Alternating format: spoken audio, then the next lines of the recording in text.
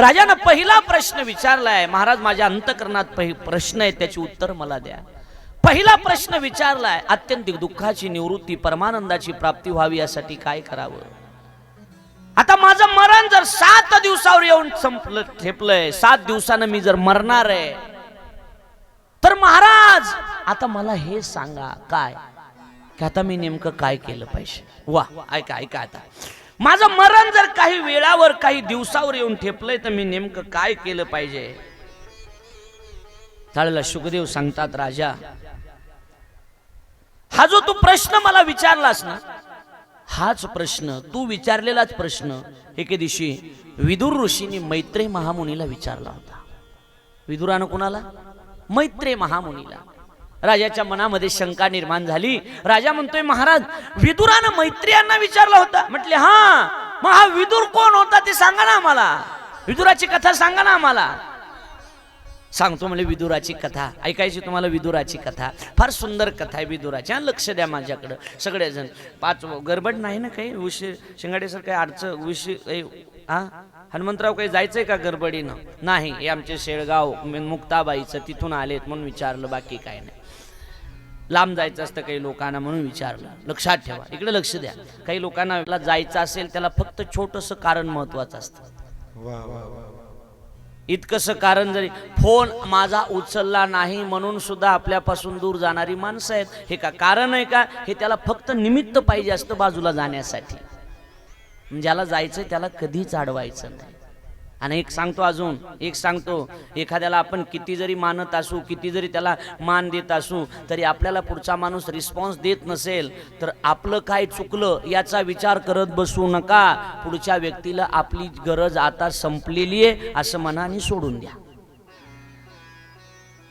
कळलं माझं बोलणं? आता लक्ष द्या माझ्याकडं, फार सुंदर, फार सुंदर ऐकायचं. विदुर कोण होते? विदुराचं चरित्र काय आहे? शुकदेव राजा परीक्षितीला गंगा मैयाच्या किनाऱ्यावर विदुराचं चरित्र वर्णन करून सांगतायत की राजा,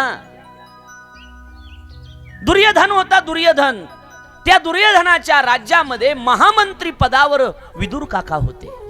आई लक्ष द्या, आई लक्ष द्या सगळ्यांनी फार प्रेमानं. इकडं तिकडं ना, आता जायचंय हस्तिनापुरात. आपण पूर्ण तिथं असलं पाहिजे मन, आता मन तिथं. हस्तिनापुराचं राज्य दुर्योधनाचं होतं. आणि दुर्योधनाच्या राज्यामध्ये महामंत्री पदावर त्या ठिकाणी विदुर काका होते. दाशीपुत्र होते, दाशीपुत्र. दाशीच्या पोटी जन्म झाला होता म्हणून त्यांना दाशीपुत्र म्हणत होते. फार सुंदर आहे, फार सुंदर आहे. पूर्ण लक्ष माझ्याकडे. पांडव त्या ठिकाणी वनवासातून परत आले. पांडव वनवासातून परत आल्याच्या नंतर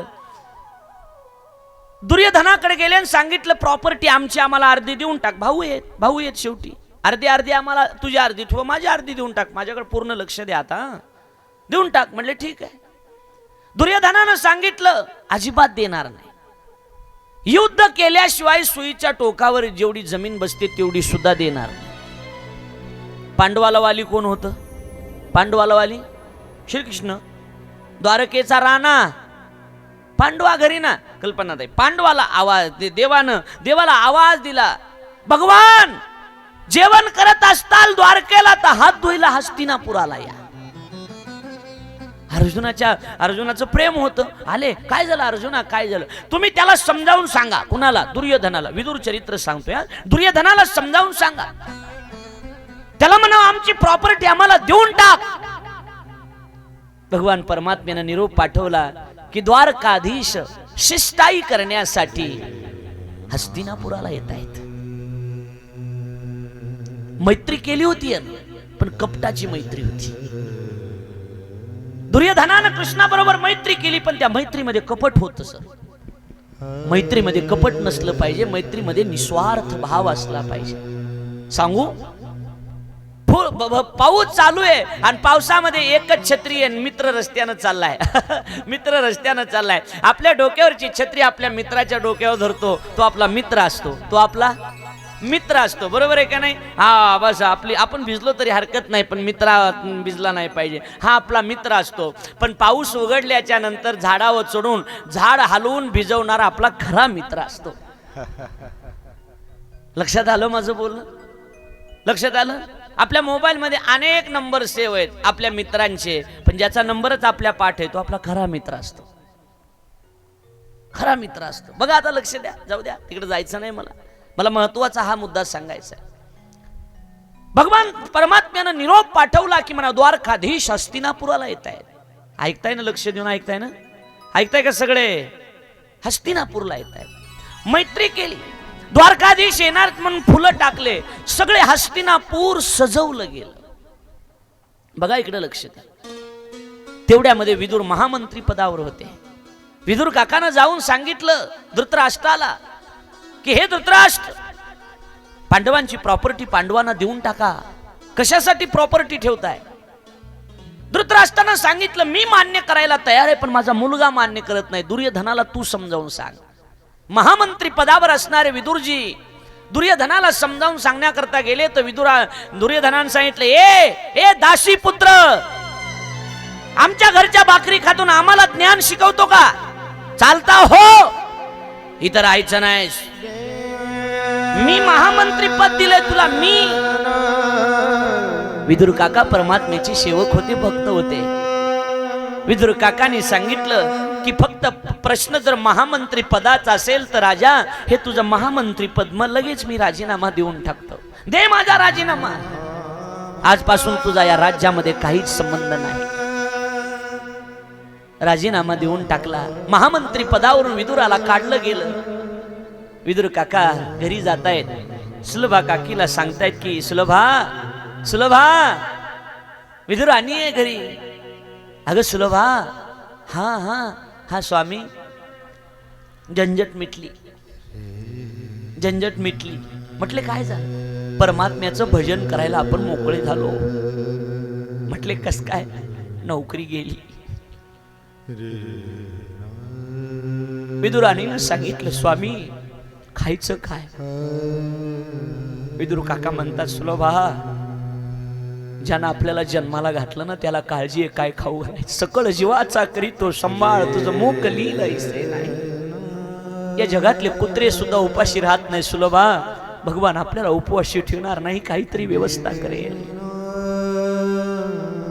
द्वारकाधीश येणार आहेत हस्तिनापुराला.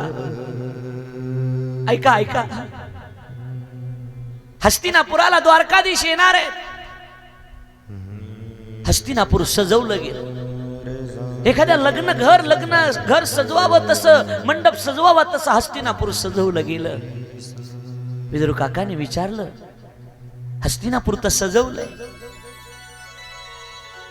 काय म्हणून विचारलं तर सांगितलं द्वारकाधीश कृष्ण परमात्मा हस्तिनापुराला दुर्योधनाच्या घरी येणार आहे. ऐकताय ना? विदुर काका राणीकडे जातायत आणि सांगतात सुलभा ऐकलंस काय?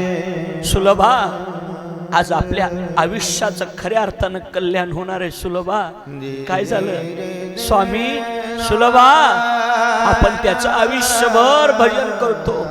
तो द्वारकाधीश आता हस्तिनापुराला येणार आहे. सुलभा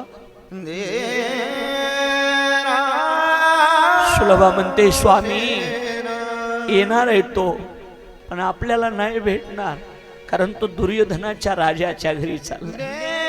काय म्हणतायत काका माहितीये? समाधान किती छोट्या गोष्टीत आहे. ओ छोट्या गोष्टीत आहे. काका म्हणतायत सुलभा तो नाही आपल्याकडे बघणार, आपण तर त्याच्याकडे बघू ना. याला प्रेम म्हणा, याला प्रेम म्हणा. मी त्याच्यावर प्रेम केलंय ना, त्यानं नाही माझ्याकडे बघितलं तरी चालेल, पण माझ्या डोळ्यानं त्याला बघता आलं पाहिजे. जिसका प्रेम बहुत गहरा होता है ना, उसे बातें कम और आंखें ज्यादा बात करती है. सुलभा तो तरी माझ्याकडे बघेल ना, त्यानं जरी माझ्याकडे नजर टाकून बघितलं ना सुलभा झाला आयुष्याचं कल्याण. देवाची नजर माझ्यावर पडली. काकाला कोण येऊ देत होतं विदुराला? विदुर काका एका कोपऱ्यामध्ये उभे होते. भगवान परमात्म्याचा रथ, परमात्मा रथावर उभा राहिलेला, सगळे लोक स्वागताला. असे भगवान बघत होते माझ्याकडे बघा, असे बघत होते, असं बघत होते, असं बघता बघता असं बघत होते. का भगवान म्हणत होते माझे काका कुठे आहेत? विदुर काका कुठे आहेत? तिरपी नजर गेली, विदुर काकाकडे बघितलं, इशारा केला, खुणवलं गेलं. बरे आहेत ना काका? काका हा शब्द ऐकल्याच्या नंतर डोळे पाण्यानं डबडबल्या विदुराचे. बस झालं कल्याण माझ्या आयुष्यात.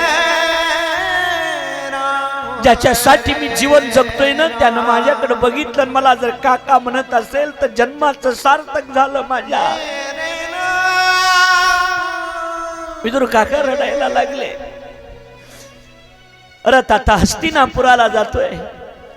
भगवान शिष्टाई करतायत, समजावून सांगतायत, दुर्योधना पांडवांची प्रॉपर्टी पांडवांना देऊन टाक. ऐका इकडे लक्ष. देवानं सांगितलं, दुर्योधनानं सांगितलं, तुम्ही माझ्या घरी पाहुणचार करण्यासाठी आलात का? तुम्ही माझ्या घरी पांडवांची बाजू घेऊन आलात. पांडवांची बाजू जर घेऊन तुम्ही माझ्याकडे आला असताल तर युद्ध करा म्हणाव, जो जिंकेल त्याला मिळेल. सुईच्या टोकावर जेवढी जागा बसते तेवढी सुद्धा देणार नाही. भगवान म्हणतात, दुर्योधना मी समजून सांगतो, 5 गावं दे पांडवांना. नाही तयार झाला दुर्योधन. भगवान उठले, मीही चाललो. दुर्योधन म्हणतोय, भगवान जायचंय तर जा, पण भगवान जेवण करून जा. 56 प्रकारचा भोग तयार केलाय, 56 प्रकारचा. काय म्हणतायत राम सर? आता तुमच्यासाठी सांगतो. काय म्हणतायत भगवान? भगवान म्हणतायत, दुर्योधना जे माझं ऐकत नाही त्यांच्या घरी मी जेवत नाही. जे माझं ऐकत नाही त्यांच्या घरी मी जेवत नाही. पितामह भीष्माचार्य तिथंच बसलेले. पितामह भीष्म म्हणतायत की भगवान माझ्या घरी चला. माझ्या घरी चला म्हणल्यावर भगवान म्हणतायत, पितामह जे माझं ऐकत नाहीत आणि त्यांचं जे ऐकतात त्यांच्या घरी बी मी जेवत नाही. मला त्यांच्या इथं पण जेवायचं नाही. दुर्योधन हसला. काय म्हटलं माहिती दुर्योधन? जेवणाचं काय, जेवणाचं काय. विदुर काका तिकडे बसलेले होते. भगवान काय म्हणतात माहितीये? भगवान म्हणतात, मला निमंत्रण आहे जेवणाचं. अगोदरच निमंत्रण आलेलं आहे. कुणाच्या घरी? हस्तिनापुरात तुम्हाला माझ्यापेक्षा चांगलं कोण जेवू घालणार आहे? असं म्हटल्याच्या नंतर भगवान म्हणतात, मला विदुराच्या घरी निमंत्रण आहे. कुणाच्या घरी? कुणाच्या? विदुराच्या. विदुर काका बसलेले होते. अरे बापरे, मी कधी निमंत्रण दिलं याला? घरी खायला काय नाही, आता हा म्हणतो जेवायला यायचंय. गदगद झाले विदुर काका, मी याला निमंत्रणच दिलं नाही ना. दुर्योधन हसायला लागला. दुर्योधन काय म्हणतो माहितीये? दुर्योधन म्हणतोय, काय त्याच्या घरी? तुम्हाला माहितीये का? तो आता मंत्री पदावर सुद्धा नाही, आम्ही त्याला हाकलून दिलंय. भगवान म्हणतात, काय माहित नाही मला, पण निमंत्रण दिलंय त्या अर्थी व्यवस्था तर केलेलीच असेल ना. विदुर काका म्हणतात, नाही केली मी व्यवस्था. अचानक कसा घरी येतोस तू? कुणीच नाही, सुलभाला माहित सुद्धा नाही. रे देवा, असं करू नको. काय म्हणतात माहितीये? भगवान म्हणतात, मला विदुराच्या घरी जायचंय. दुर्योधन म्हणतोय, काय त्याच्या इथं? गदगद झालं. विदुर काकाचं अंतकरण भरून आलं. इशारा केला, जा मी येतोय घरी तुमच्या. ऐका ना. दुर्योधन म्हणतोय, काय त्याच्याकडं? भगवान म्हणतात, त्याच्याकडे काय मला माहित नाही, पण त्याच्याकडे भाव आहे एवढं मात्र महत्वाचं. त्याच्याकडे भाव आहे हे महत्वाचं आहे. भगवान परमात्म्याला काही लागत नाही, त्याला भूक लागलेलीच आहे, पण तो कशाचा भुकेलाय माहितीये? तो फक्त भाव का भूक. भाव का भूखा हूँ मैं और भाव ही एक सार है। भाव से मुझको भजे तो भव से बेड़ा पार है। मला दुर्योधना मला विदुराच्या घरी जायचंय. ऐकताय ना माय? लक्ष देऊन आई ऐकताय ना? ताई ऐकताय ना? मला विदुराच्या घरी जायचंय. विदुर काकाला एवढा आनंद झाला. आनंदही आहे आणि दुःखही आहे. आनंद ह्या गोष्टीचा आहे, विश्वाचा मालक माझ्या घरी येणार आहे. दुःख ह्या गोष्टीचं आहे, खाऊ घालायला काहीच नाही घरी. गरिबी मोठी वाईट असते, खूप वाईट असते गरिबी. ज्यानं अनुभवलेली असेल त्याला कळे. माझी माय मेल्यानंतर मला 1.5 वर्ष ताजी भाकर मिळाली नव्हती खायला. गरिबी खूप वाईट असते. बघितलीच नव्हती कसली असते भाकर, माहीत सुद्धा. म्हणून तर मी म्हणत असतो, तू बैठ मेरे पास, मैं तुझे जीना सिखाता हूं.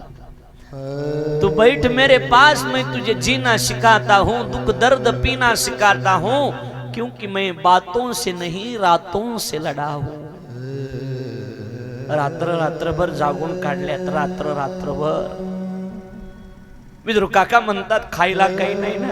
काका आपल्या झोपडीत पळत जातात. सुलभा सुलभा सुलभा, हाजी सुलभा हाजी, हा स्वामी. अगं सुलभा ऐकलंस काय? सुलभा, जगाचा मालक आपल्या घरी जेवण करण्याकरता येणार. सुलभा, गदगद झालं काकीचं अंतःकरण, डोळे पाण्याने डबडबले. आपल्या मालकाला मिठी मारली. स्वामी, कोण्या जन्मामध्ये आपण पुण्य केलं असेल की स्वतः देव आपल्या कन्हैया आपल्या घरी येणार आहे. हा सुलभा. अगं सुलभा, माहितीये तुला सुलभा, एवढा मान दिलाय ना मला, एवढा मोठा देव, पण तेवढ्या सभेमध्ये मला काय म्हणलं माहितीये? मला काका म्हणत होता. काका काका, हा हा काका मला तुम. आणि तेवढ्या लोकात काय म्हणलाय माहितीये? तेवढ्या लोकात म्हटलंय की मला विदुर काकाच्या घरी जेवण करण्याचं निमंत्रण आहे. किती मोठा मान वाढवलाय माझा. का माहितीये? मला यानं मंत्री पदावरून हाकलून दिलं ना, म्हणून माझा मान वाढवला देवानं, माझा मान वाढवला.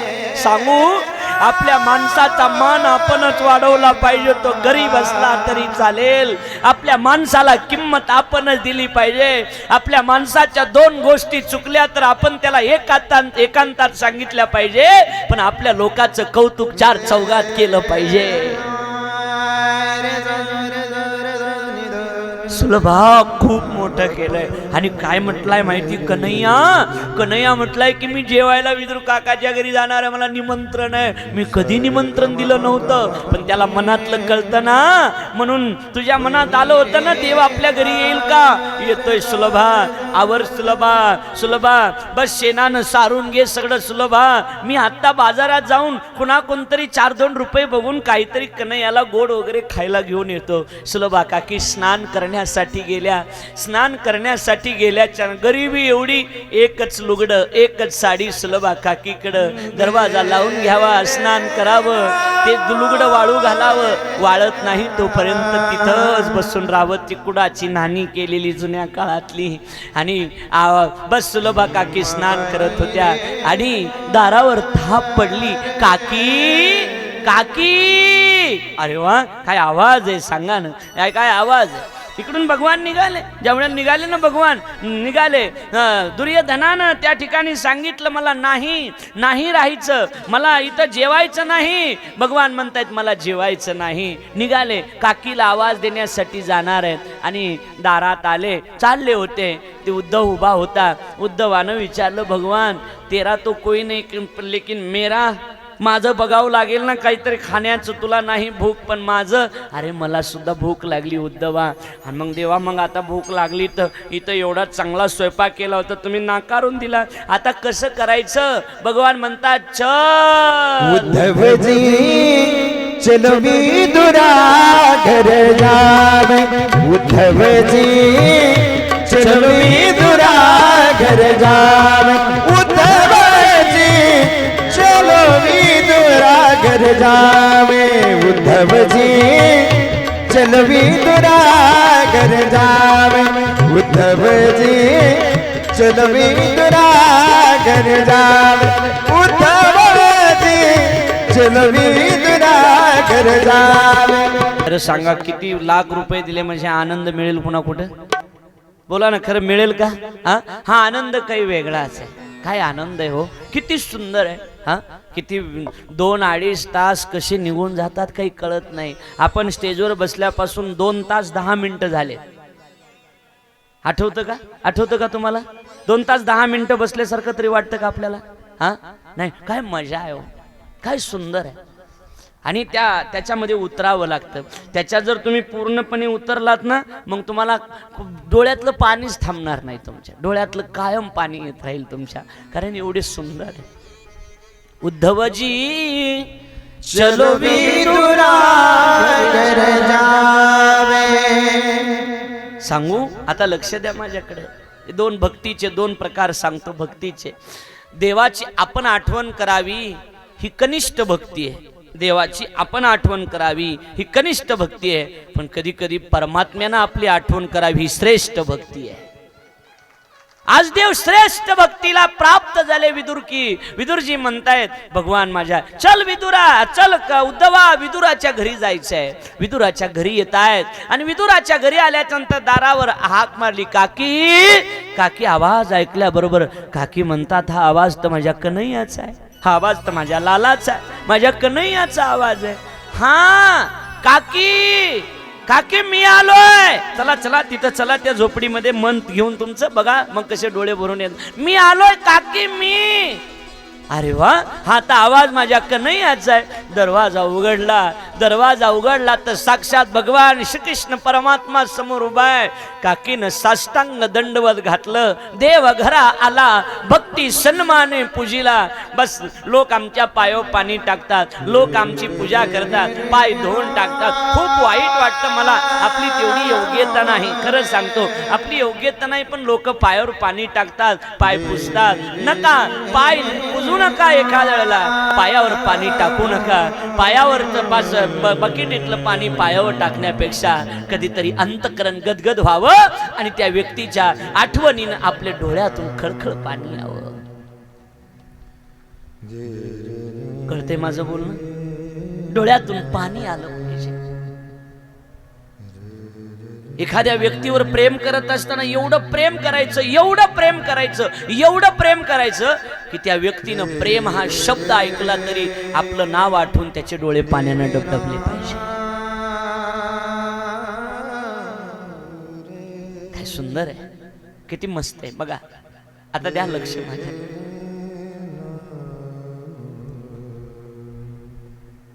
डोळे भरून आले, काकी मी आलोय. हाताला धरलं, घरामध्ये नेलं, बसायला एक पाट टाकला होता. काकी स्वतः पाटावर जाऊन बसतायत. देव खाली. प्रेम प्रेम.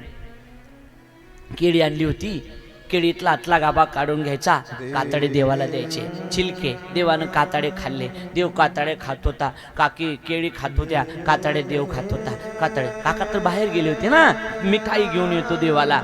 असे एक नाही दोन नाही, प्रेमानं भागवतात असा उल्लेख आला. सर 40 छिलके खाल्ले म्हणताय. 40 छिलके खाल्ले, काताडे खाल्ले, सालटे खाल्ले देवानं 40. देव आनंदानं खात होता. काकी देत होत्या, खा एवढं घे आता. नाही काकी बा नाही, एवढं घे आता, एवढं खा, आला एवढ्या दिवसानं तर खा. त्यात प्रेम आहे. काका आले आणि काका आल्याच्या नंतर दरवाजा वाजवला. सुलभा, अगं दरवाजा उघड, कन्हैया येणार आहे. अगं बाहेर पाठ घेऊन ये, देवाची पूजा करायची. अगं कुंकवाचा करंडा कुठे, आता येईलच देव आपल्या घरी. सुलभा काकी म्हणतात, येऊन 1 तास झालंय.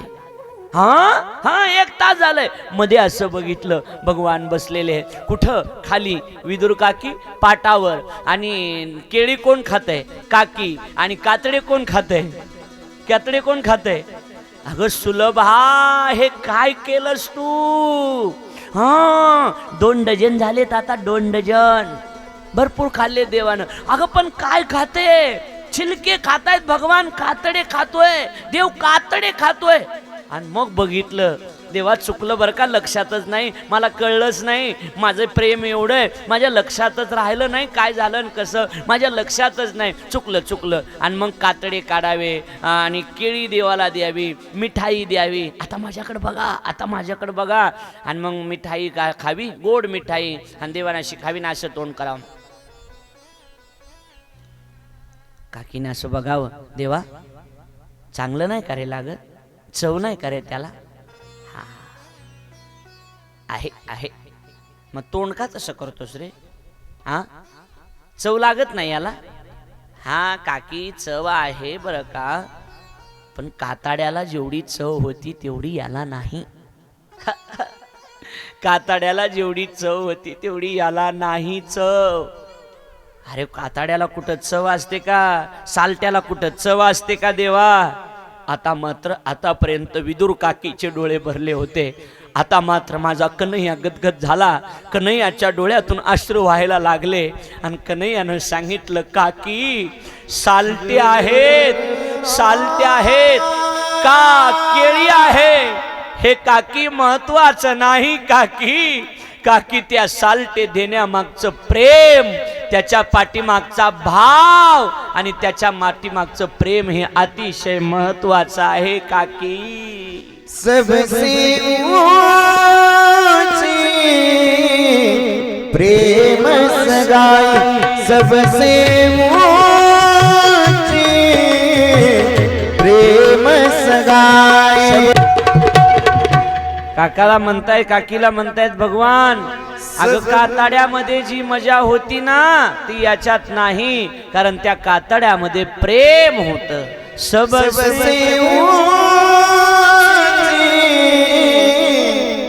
प्रेम सगाई.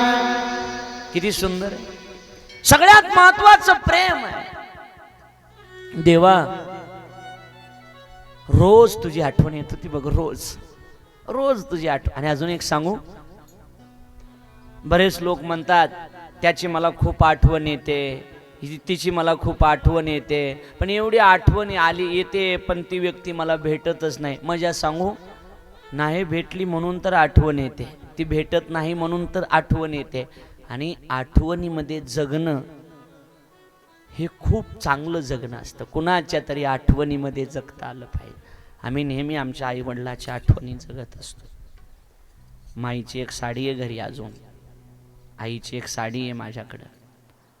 ज्या ज्या वेळेला माईची आठवण येईल त्यावेळेला साडी पांघरून झोपत असतो. माईची साडी उशाला घेऊन झोपावी लागते. का? माई जवळ असल्याचा भास होत राहतो. तुम्ही आला नाही, 2 मजली घर आहे छोटंसं, वर राहत असतो मी, खाली असे सगळेजण राहतात आणि हॉल आहे एक मोठा.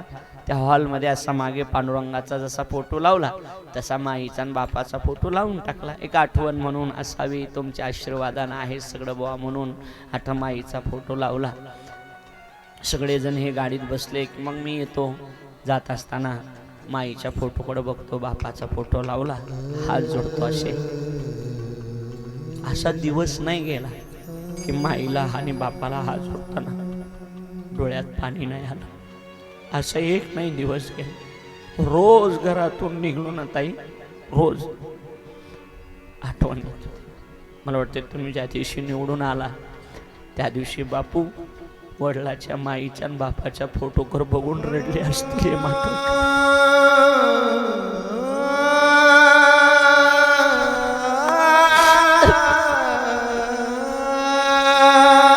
माईला अशी हात जोडत असतो आणि एकच म्हणत असतो, माय तू होतीस तेव्हा 50 रुपयाची चप्पल सुद्धा नव्हती ग पायात घालायला.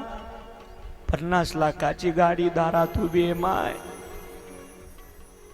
फक्त माय हे सगळं बघायला तू पाहिजे होतीस एवढी इच्छा. माई रे माई रे, तेरे बिना मैं तो अधूरा हूँ माई रे माई रे, मुझसे रूठी मेरी परछाई, तेरी परछाई मेरा ख्याल, माई तेरी चुनरिया लहराई, सीना सीना रे उड़ा उड़ा, माई तेरी चुनरिया लहराई. माईची आठवण करून बघा, डोळे पाण्याने डबडबले जातील. इथं कुणाला माई नसली तर तिचे डोळे आपोआपच पाण्याने भरले असतील. माईची आठवण येते. कुणाला बाप नसला तर तिला बापाची आठवण येत नसेल, कुणाला भाऊ नसला तर भावाची आठवण येत नसेल. गेली माय, इथं अनेक जणीची माय गेली असेल, कुणाचा बाप गेला असेल, आठवण येते. सगळं जिंकलो, जीवनात 50 लाखाची 70 लाखाची गाडी आहे, रोज कथा आहे, 10-10 लाख रुपये द्यायले लोक कथेचे कीर्तनाचे देतात, सगळीकडे जिंकलोय, फक्त माईच्या प्रेमात हारलो एवढं मात्र खरं आहे। जग से हारा नहीं मैं, खुद से हारा हूँ माँ। एक दिन चमकूंगा मैं तेरा सितारा हूँ माँ। माई रे तेरे बिना मैं तो अधूरा हूँ माँ। माई रे मुझसे रूठी मेरी परछाई, तेरी परछाई हे राखया, माई तेरी चुनरिया आई आईच असते, आई गेल्याच्या नंतरच आई करत असते, तोपर्यंत माय कधीच मनाला करत नसते। विदुर काकी, सुलभा काकी म्हणते, सुलभा काकी म्हणते, भगवान बस आठवण खूप येत राहील रे तुझी, खूप आठवण येत राहील भगवान, काय करू, असा दिवस जाणार नाही की तुझी आठवण येणार, ऐसा नहीं कि दिन नहीं गुजरता या रात नहीं होती, ऐसा नहीं कि दिन नहीं गुजरता या रात नहीं होती, सब कुछ अधूरा सा लगता है जब तुमसे मुलाकात नहीं होती। सगळं एका बाजूला आहे आणि देवा तुझी आठवण एका बाजूला आहे। सुलभा काकीनं त्या ठिकाणी विदुर काकाचं स्वागत, विदुर काकाला पोटभर जेवू घातलं, भगवान द्वारकेला निघून जातात आणि विदुर काका आता तपश्चर्या करण्याकरता, साधना करण्याकरता जंगलामध्ये निघून जातात।